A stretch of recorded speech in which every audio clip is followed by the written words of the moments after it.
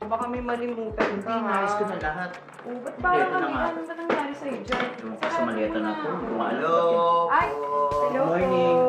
Room inspection lang po bago kayo mag-check out.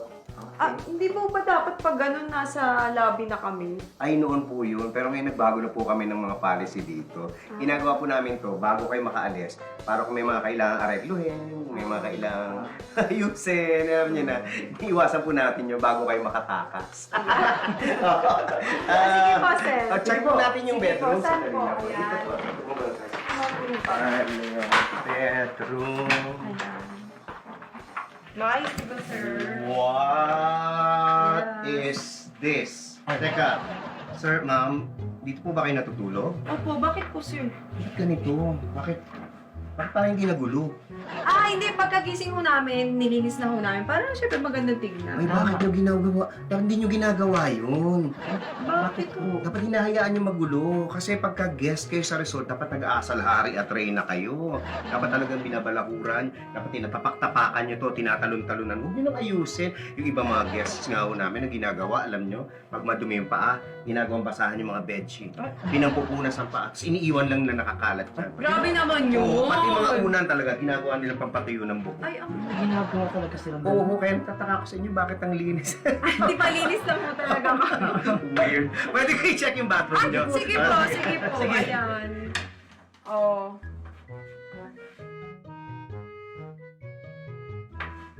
OMG!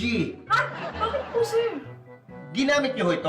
Opo, opo. Opo. Halika nga sa sandali. Bakit ano ba ginawa mo? Parang May problema mo ba? Hindi. Bakit ganito? Bakit wala mga putik-putik? Wala mga buhangin sa sahig? Bakit ganito? Nilinis ko na po kanina. Nakakaya kasi iwan. Bakit nyo nilinis? Hindi yung ginagawa dito. Pagka-guest kayo sa resort, huwag yung gagawin nyo. Dapat hayaan nyo lang na madumi. Oo, halimbawa yung basurahan nyo, pag puno na, tapon nyo sa toilet. Yun ang gawin yung basurahan.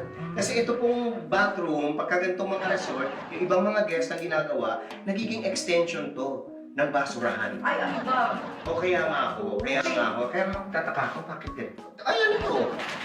Itong mga amenity kits, may laman.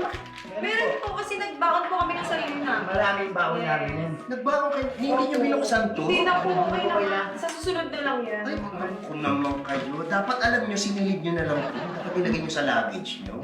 O may mga ganun talagang gumagawa ng mga guests. Bago pa nga lang nagsimula ng stay, nakatago na yung mga ganito.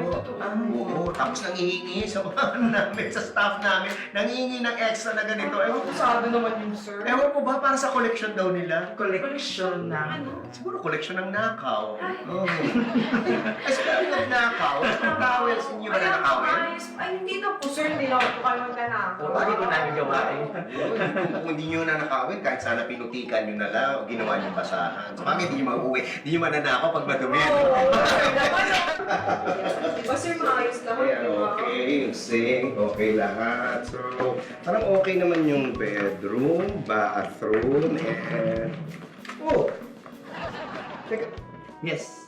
bakit nandito po itong water dispenser namin? Ay, bakit po? Kailangan ba iuwi rin namin yan? Ay, naku, hindi ho. Ba't nyo iuwi? Grabe naman kayo. Dapat pong ginagawa sa water dispenser, tinatatsyakan, binabalibag, winawasak, tinatapon sa swimming pool. Dapat yung sinasabit sa mga tables and chairs na winawasak din, tapos tinatapon din. Pati mga pinag-inuman, pinagkainan, dapat tinapon yung swimming pool. Alam nyo, marami ho kami mga guests na ganyan. Yung nakapagbayad lang ng entrance fee. Kala mo nabigyan, feeling nila entitled na sila na manggulo. Tapos mawala ng pinag-aralan. Naku! At ito pa, ang nakakahiya doon, nagbabayad.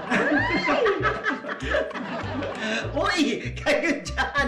Alam naman namin, hindi kayo entitled. Alam naman namin, may pinag-aralan kayo. Kaya alam niyo naman, joke lang to. Bubble gang lang po ito eh. Kami po dito, puro ganito lang. Puro good vibes lang kami. Pero kung may mga kilala kayong ganyan, na ginagawa sa resort, ay nako, itag nyo kami. Tag nyo pa ng pictures at saka ng mga videos. Para naman mag-enjoy tayong lahat dito. So mula po sa resort namin, happy summer! I hope you enjoyed your stay. Hi, Bidin! Thank you po. Salamat po. Bye. Masaya.